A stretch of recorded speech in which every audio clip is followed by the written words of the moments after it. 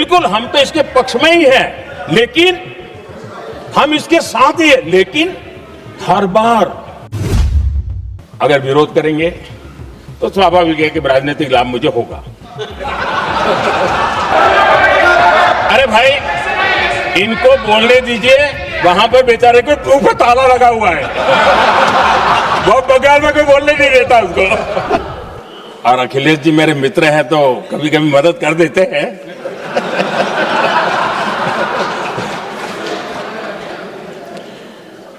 ये बात सही है कि मैं अति पिछड़े समाज से आता हूं, लेकिन मेरा दायित्व समाज के सबको साथ लेके चलने का है, और यही मेरे संविधान ने मुझे यही रास्ता दिखाया है। मेरे लिए संविधान ही सर्वोपरि है, और इसलिए और ये संविधान की ताकत है कि मेरे जैसा अत्यंत छोटे समाज का, अति पिछड़े समाज के व्यक्ति को इतना बड़ा दायित्व देश ने दिया। हम सब जानते हैं हर एक ने कैसे चालाकी की, हर बार चतुराई की। बिल्कुल हम तो इसके पक्ष में ही हैं, लेकिन हम इसके साथ ही हैं, लेकिन हर बार कोई न कोई टेक्निकल पूंछ लगा दी इसको और इसको रोका गया। हर बार ऐसी चीजें लाई गई है। हिम्मत नहीं है कि हम 33% महिलाओं के आरक्षण का विरोध कर पाए, वो तो जमाना चला गया। आपको करना नहीं है, लेकिन कहने की हिम्मत भी नहीं है, और इसलिए टेक्निकल बहानेबाजी, ये करो तो ये, वो करो तो वो, डिगरा करो। अब देश की नारी को नहीं समझा पाओगे। सदन में नंबर का खेल क्या होता है वो तो समय तय करेगा, लेकिन ये पक्का है कि अब इन भांति भांति के बहानेबाजी, भांति भांति टेक्निकल मुद्दों के आधार पर चीजों को उलझा करके 3 दशक तक इसको अड़ंगे डाले, हमने फंसा के रखा। आपने जो अचीव करना था कर लिया, अब छोड़ दो ना भाई। 3 दशक कम पड़ते हैं क्या रोकने में? 3 दशक तक आपने रोका, फिर भी कुछ कर नहीं पाए, तो अब तो करो।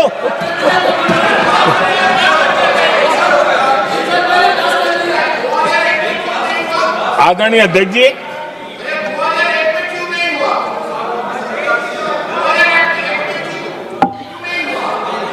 यहां कुछ लोगों को लगता है,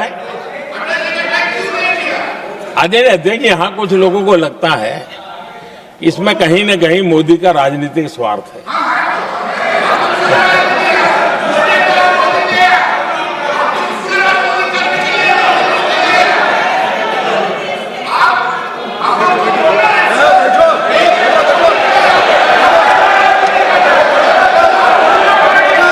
अरे भाई, इनको बोलने दीजिए, वहां पर बेचारे को मुंह पे ताला लगा हुआ है, वो बगल में कोई बोलने नहीं देता उसको।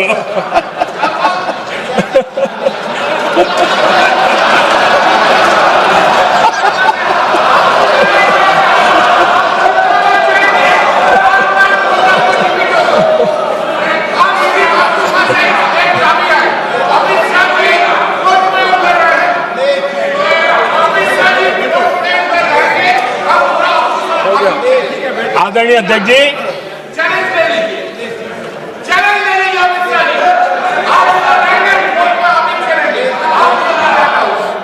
आदरणीय अध्यक्ष जी,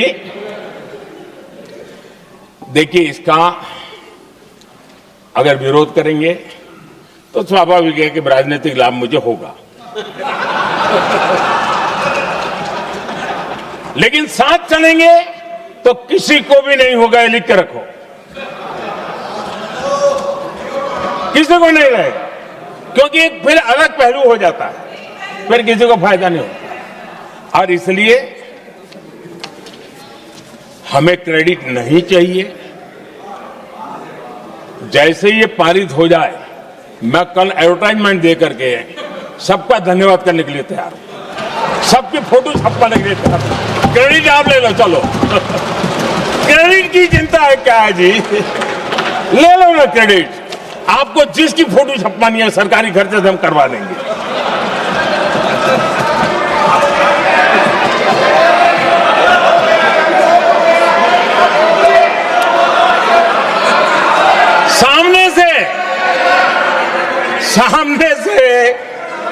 क्रेडिट का ब्लैंक चेक आपको दे रहा हूं।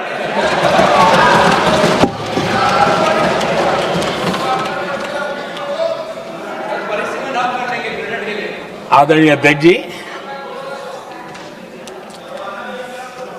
हमारी संसदीय लोकतंत्र में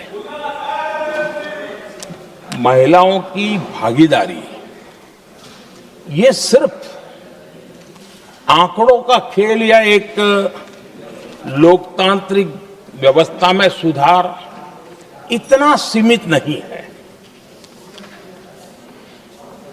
लोकतंत्र की जननी के रूप में, मदर ऑफ डेमोक्रेसी के रूप में ये निर्णय भारत का कमिटमेंट है, ये सांस्कृतिक कमिटमेंट है।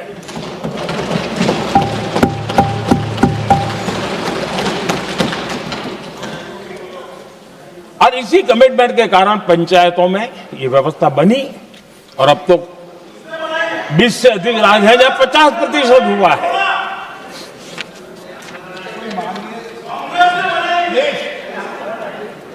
और हमने अनुभव किया है, मुझे लंबे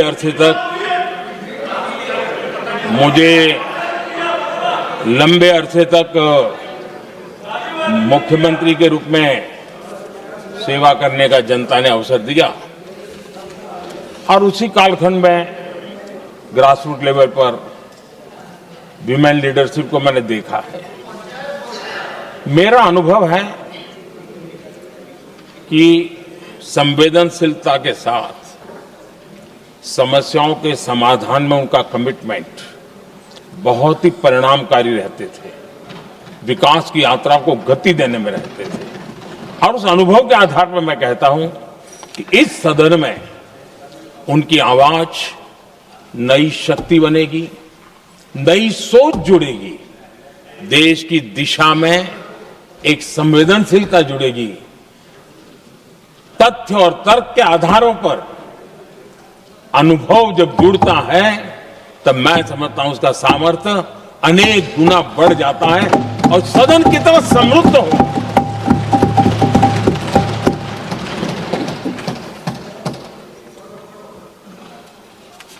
आदरणीय अध्यक्ष जी, हमारे देश में अनुभवी नारी शक्ति की कोई कमी नहीं है, सामर्थ्यवान में कोई कमी नहीं। हम भरोसा करें वे कंट्रीब्यूट करेंगे, बहुत अच्छा कंट्रीब्यूट करेंगे।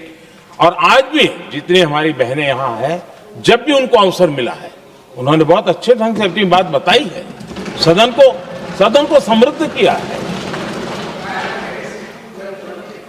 आदरणीय अध्यक्ष जी, आज देश में वर्तमान में देश में 650 से ज्यादा पंचायतें, डिस्ट्रिक्ट पंचायत, करीब 250 महिलाएं उसका नेतृत्व कर रही और केंद्र के कैबिनेट मिनिस्टर से ज्यादा उनके पास जिम्मेवारी और धन और व्यवस्था होती है, काम करती है। जी, करीब 6,700 ब्लॉक पंचायतों में 2700 से अधिक ब्लॉक पंचायत ऐसी हैं जिसका नेतृत्व महिलाओं के हाथ में है।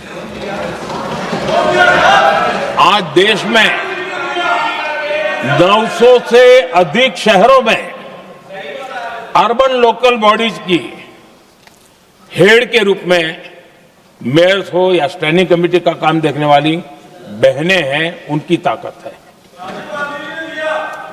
और मैं मानता हूं कि आज देश जो प्रगति कर रहा है उस प्रगति में इनका भी महत्वपूर्ण योगदान है। उस ऋण को हमें स्वीकार करने का ये अवसर है। और जब ये अनुभव सदन के साथ जुड़ेगा तब वो अनेक गुना ताकत बढ़ा देगा। आदरणीय अध्यक्ष जी, एक लंबी प्रतीक्षा एंड एक प्रकार से हम सबके लिए सवालिया निशान पैदा हो, ऐसी परिस्थिति हम ही लोगों ने पैदा की है। ये अवसर है कि हम पुरानी जो कुछ भी मर्यादाएं रही होगी, मुश्किलें रही होगी, उसे बाहर निकले, हिम्मत के साथ हम आगे बढ़े और नारी शक्ति का राष्ट्र के विकास में उनकी सहभागिता को हम सुनिश्चित करें। और मैं पक्का मानता हूं कि अगर आज हम मिलकर के निर्णय करते हैं,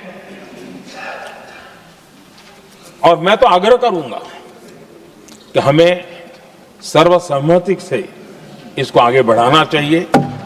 और जब सर्वसम्मति से बढ़ता है तो ट्रेजरी बेंच पर एक दबाव रहता है जी, उनको भी लगता है भाई सबका इसमें हक है, हर एक की बात मान के चलो, कोई नुकसान नहीं है।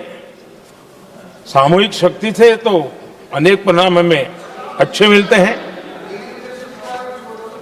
आदरणीय अध्यक्ष जी, मैं ज्यादा समय न लेते हुए इतना ही कहूंगा कि इसको राजनीति के तराजू से न तोलें। हम जब भी कुछ निर्णय करने जा रहे हैं तो देश के इतने बड़े देश का आधा जिम्मा जो उठा रहे हैं, उनका भी कोई हक बनता है यहां आने का, हमें रोकना नहीं चाहिए। और दूसरा, संख्या के संबंध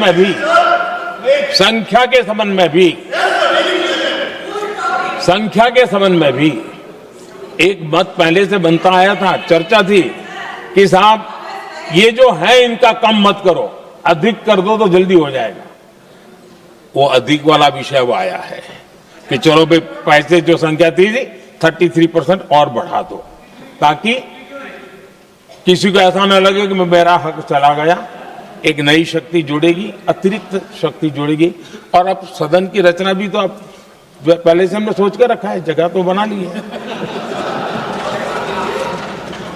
और आदरणीय अध्यक्ष जी, मैं लाइटर में मैं जरूर कहना चाहूंगा, हर एक के अपने राजनीतिक कारण होते हैं और पराजय का डर जरा हैरान करने वाला होता है, लेकिन अपने यहां जब कोई भी शुभ काम होता है उसको नजर न लग जाए, इसलिए काला टीका लगाने की परंपरा है। मैं आपका धन्यवाद करता हूं काला टीका लगाने के लिए। बहुत बहुत धन्यवाद।